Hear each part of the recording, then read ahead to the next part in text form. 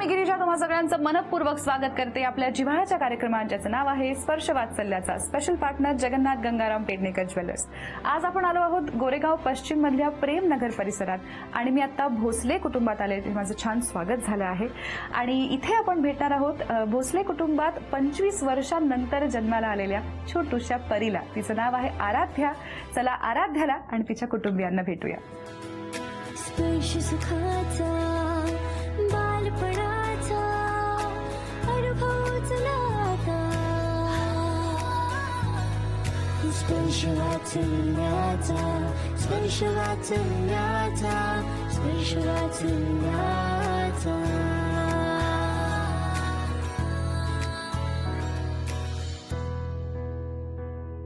हा कोण आहे? ह्याचं काहीतरी नाव ठेवूया. ह्याचं नाव आहे Bunty. Okay, Bunty says hello. Hello hello. घे तुझ्याकडे ठेव बंटीला. चला, बंटीची माझी आणि आराध्याची मैत्री होते तोपर्यंत जाणून घेऊया हे सगळे आराध्याचे कोण आहेत. तुमच्यापासून सुरुवात करूया. नमस्कार, मी नीता विकास भोसले. मी आराध्याची आई आहे. ओके. नमस्कार, माझं नाव विकास प्रभाकर भोसले. मी आराध्याचा पप्पा आहे. ओके. नमस्कार, मी पल्लवी रमेश शिंदे आणि मी आराध्याची मावशी आहे. मी आराध्याची आजी आहे, सरला रमेश शिंदे. आराध्याचे मोठे काका अमित प्रभाकर भोसले. मी आराध्याची आजी आहे, सुनंदा प्रभाकर भोसले. मी प्रभाकर भाऊसाहेब भोसले, आराध्याचा आजोबा आहे. सगळ्यांची ओळख झाली आहे. आता गप्पा मारूया आराध्याच्या आई बाबांशी. लग्नानंतर किती वर्षांनी जन्म झाला आराध्याचा? 1.5 वर्ष. 1-1.5 वर्षांनी. अच्छा, तुम्ही असं लवकर प्लॅन करायचं नाही काय असं ठरवलं होतं? नाही, असं ठरवलं त्यांनी होतं की नको वगैरे, पण मी म्हटलं असं काही आमचं प्लॅनिंग वगैरे काही नव्हतं, पण जर राहिलंच तर आपण ओके कंटिन्यू करूया. Okay, great. आता आराध्या किती महिन्यांची आहे? आता 1 वर्ष 1 महिना. 1 वर्ष 1 महिना. अरे वा, आताच बर्थडे झाला. बर्थडे 1 जुलै. अरे वा.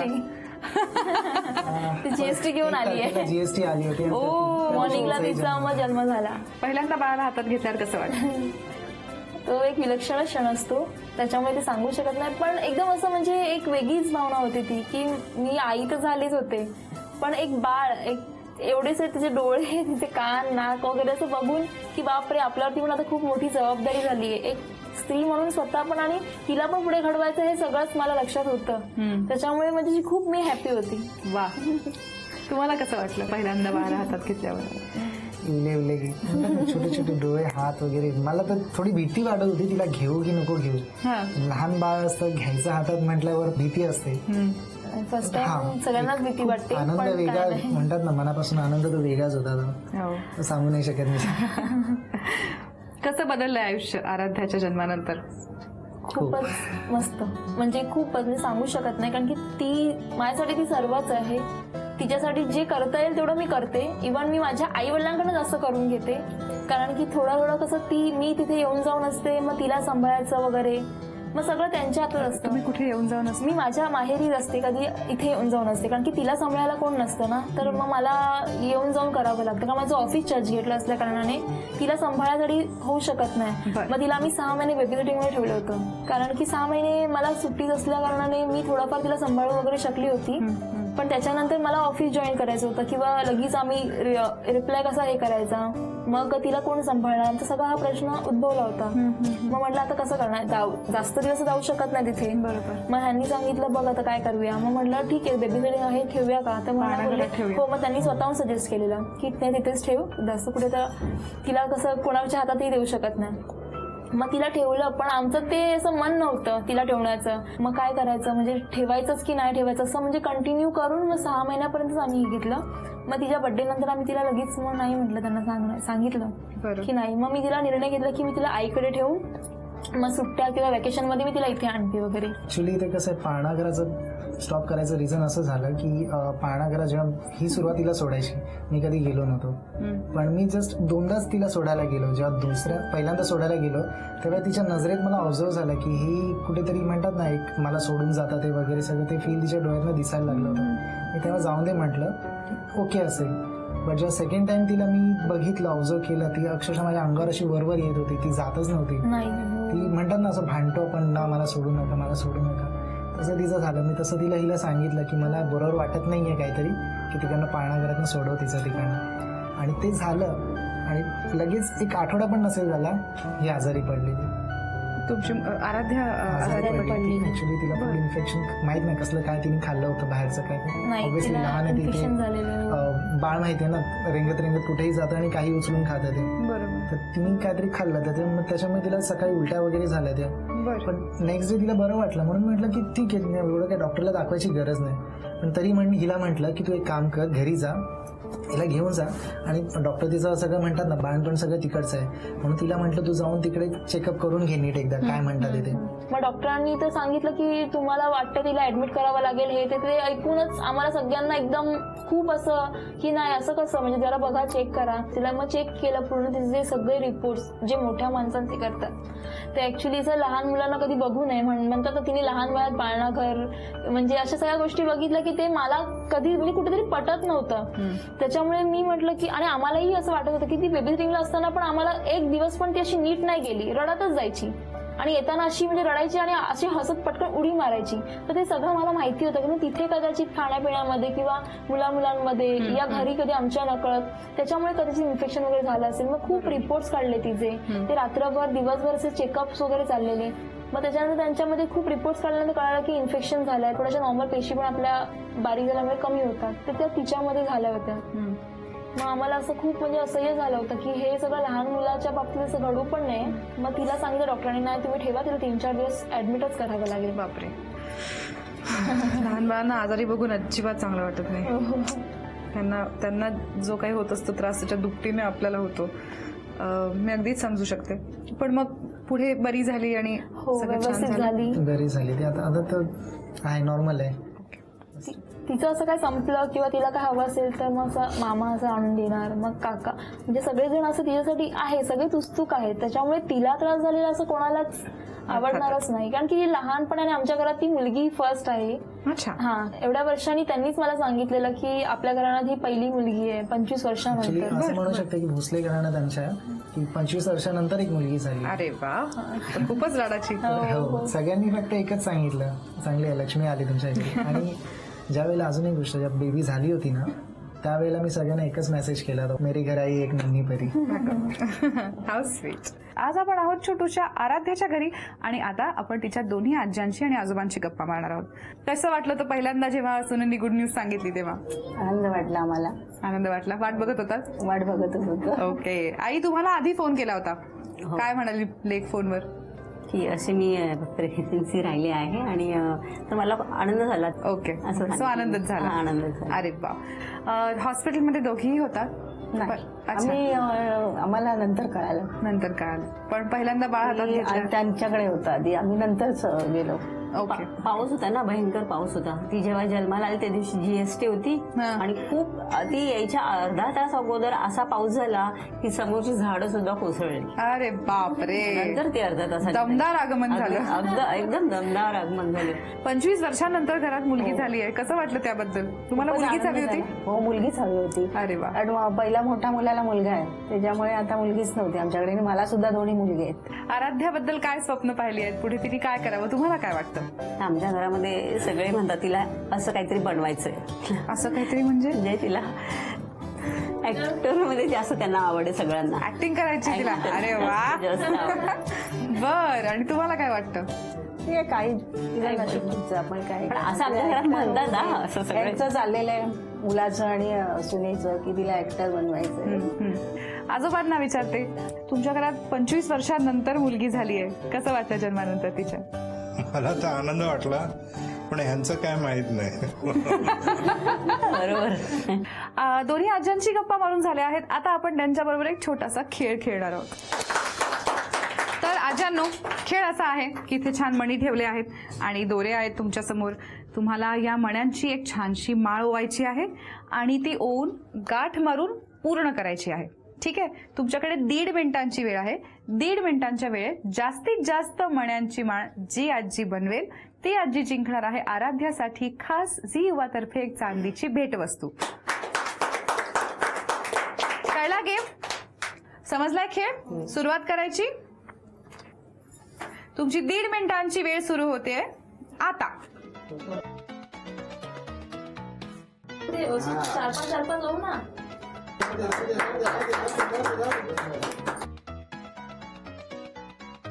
कुठलेही मणी घेतले तरी चालतील, असे सेम घ्यायचे तसं काही नाही.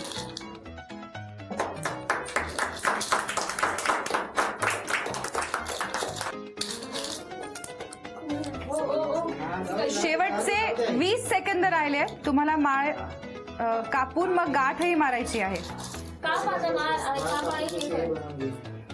शेवटचे 10 सेकंद उरले आहेत. 10, 9, 8, 7, 6, 5, 4, 3, 2, 1. वेळ संपली. मोजायचे म्हणी. ओके, आधी ही माळ मोजूया.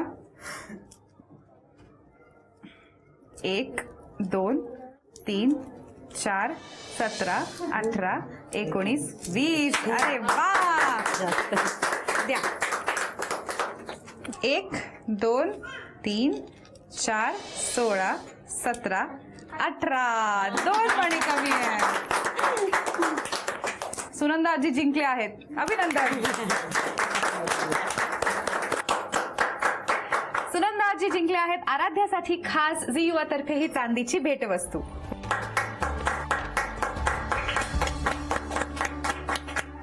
आपण आहोत छोटूशा आराध्याच्या घरी आणि आता आपण तिच्या कुटुंबियांशी काही गप्पा मारणार आहोत.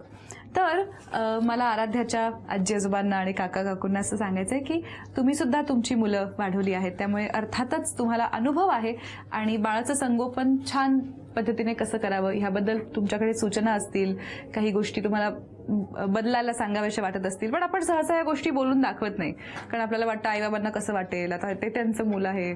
पण मी तुम्हाला ही संधी देते. या माध्यमाला आम्ही म्हणतो किती सांगायचंय मला.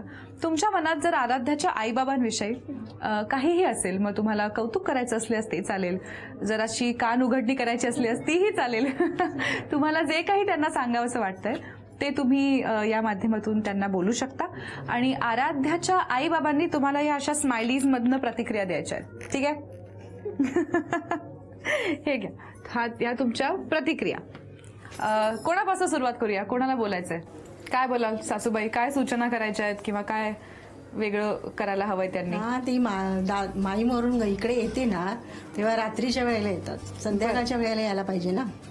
तर रात्री 11, 11:30च्या दरम्यान येतात. मग तुम्हाला काहीच खेळायला मिळत नाही आराध्याशी? नाही ना, शनिवार रविवार ती इकडे येते, मग त्यामुळे दिवस लगेच संपून जातो. जरा लवकर या माहेरून घरी. हो नक्की. मला कसं जॉब काय प्रतिक्रिया होतो, त्यामुळे मग उशिराच होतो यायला. लगेच लेक बाजू घेतोय. नाही, माझं जे आहे ते मी सांगतो. भाऊ मागून करतोय. काय प्रतिक्रिया? तुमची काय प्रतिक्रिया? सेम. तीच. दोघांनाही वाईट वाटलं. येतील पण लवकर, प्रयत्न करतील. बघूया. ओके, काय अजून कोण काय बोलतंय? दादा? परिवारात सगळ्यांबरोबर मिळून मिसळून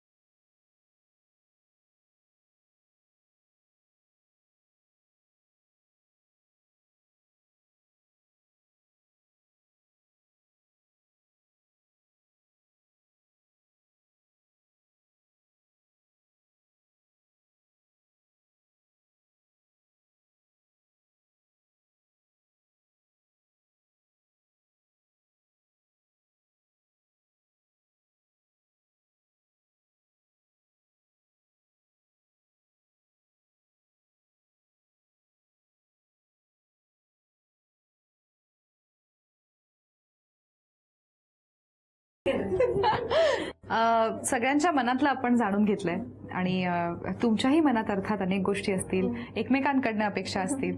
तर या निमित्ताने आपण काय प्रॉमिस कराल एकमेकांना? आराध्या सुद्धा समोर आहे, तिच्या साक्षीने एकमेकांना काय प्रॉमिस कराल, कसे बदल घडवणार आहात एकमेकांमध्ये? आमच्याकडे तरी हात हातात घेऊन प्रॉमिस करतात. हात हातात घ्यायला लावायचं ना? हो हो हो. मावशी म्हणाली हो, हात हातात घ्या बरे. बरं, आता तुम्ही त्यांच्याकडे बघा आणि तुम्ही त्यांना म्हणा राज असा. म्हणजे अजिबात नाही असं आहे का? बोला बोला. नाही, माझं प्रॉमिस आहे की तिला मला खूप चांगलं म्हणजे असं लाईफ द्यायचंय, एक चांगलं शिक्षण देऊन एक चांगली व्यक्ती घडवायचंय. तर नक्कीच यासाठी मी जेवढं होईल तेवढं नक्कीच करेन. तर माझं प्रॉमिस आहे की मी तिला सांभाळून घेईन आणि तुमच्याकडे ती हवी असते ना, मग तसं तुम्ही पण तसं करा, मग नक्कीच ती तुमच्याकडे आणून ठेवेन तिला. ओके, काय प्रॉमिस आहे तुमचं? माझंही तेच म्हणणं आहे, तिला जे काही म्हणतात ना मनातल्या इच्छा मनोकामना ज्या आहेत ते सगळे पूर्ण करण्याचे मी पूर्ण प्रयत्न करेन. अरे वा, ओके. आराध्याच्या साक्षीने तिच्या आईबाबांनी एकमेकांना प्रॉमिस केलं आहे. आता आपण त्यांच्याबरोबर एक मजेदार खेळ खेळूया. तर खेळ असा आहे की इथे एक छोटूसं बाळ आहे, अगदी आराध्यासारखं. आराध्याला तुम्ही जसं रोज तयार करता तसंच तुम्हाला या बाळाला तयार करायचंय. इथे बाळाला तयार करण्यासाठी वेगवेगळ्या गोष्टी ठेवल्या. 8 गोष्टी आहेत. या 8 गोष्टी बाळाला व्यवस्थित एकतर घालायच्या आहेत, कपडे आणि डायपर असल्यास, किंवा पावडर काजळ अशा गोष्टी असल्यास त्या लावायच्या आहेत, पण व्यवस्थित करायचं आहे आणि ते सगळं करून बाळाला छान तयार करायचंय. ठीक आहे. या 8 गोष्टींपैकी कमीत कमी 6 गोष्टी तुम्ही बाळाला व्यवस्थित घातल्या पाहिजेत आणि बाळाला तयार केलं पाहिजे. तुमच्याकडे 2 मिनिटांची वेळ आहे. जर तुम्ही 2 मिनिटांच्या आत या 6 गोष्टी या बाळाला छान घालून तयार केलं तर तुम्ही जिंकणार आहात आराध्यासाठी झी युवा तर्फे खास मानाचा चांदीचा बाळकृष्ण. ठीक आहे. सोपा गेम आहे ना? आम्ही जर असं कठीण केलंय. मग अशी प्रॉमिस करताना तुम्ही एकमेकांचा कसा हात धरला होता तसा हात धरा पाहू. Very good. आता हा हात असाच ठेवायचा. उरलेल्या हाताने हे सगळं करायचंय मिळून. त्यामुळे तुमचं कोऑर्डिनेशन किती आपण बघूया. ओके, ठीक आहे. तयार आहात? येस. सगळे तयार? खेळ कळलाय? चेअर करूया सगळ्यांनी. ओके. तुमची 2 मिनिटांची वेळ सुरू होते आता.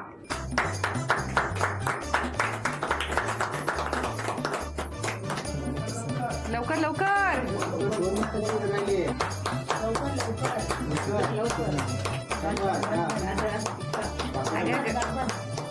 हळूहळू त्याच्या गाल मानेला लागेल. 1 मिनिट होत आलाय.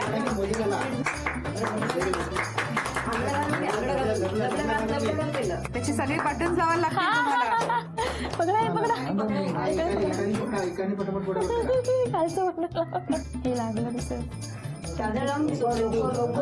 अरे अरे अरे, पाडलं बाळाला. आता शेवटचे 10 सेकंद राहिले. सगळे आपण मोजूया. 10, 9, 8, 7, 6, 5, 4, 3, 2, 1. वेळ संपली. अरे अरे अरे अरे अरे, काय अवतार केला बाळाचा. दाखवा बरं मला. टॉवेल मोजता येणार नाही कारण तो पूर्ण गुंडाळला गेला नाहीये. या द्या बरं माझ्याकडे बाळाला. अगं अगं बिचार, आदळ आपण पण केली थोडीशी. छान छान, मस्त मस्त मस्त. चला मोजूया गोष्टी. ओके. सो पावडर लावली, काजळ लावलं, 2, 3 टोपडं, 4 झबलं, 5 डायपर, 6 मोजे आणि 7 ही छोटीशी पॅन्ट पण घातली आहे. अरे वा. इथेच ठेवा. चला, 7 गोष्टी व्यवस्थित घातल्या आहेत, पूर्ण केल्या आहेत. अभिनंदन, तुम्ही जिंकला आहात.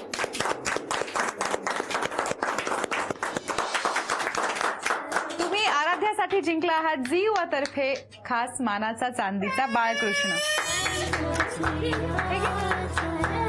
आज आपण भेटलो छोट्याशा आराध्याला आणि तिच्या कुटुंबियांना. खरंच खूप मजा आली. त्यांचे सगळे अनुभव जाणून घेतले. आशा आहे तुम्हालाही हा भाग आवडला असेल. अशाच अनेक इटुकल्या पिटुकल्यांचे पहिले अनुभव जाणून घेणार आहोत आपल्या या जिव्हाळ्याच्या कार्यक्रमात Sparsh Vatsalyacha. Special partner Jagannath Gangaram Pednekar jewellers.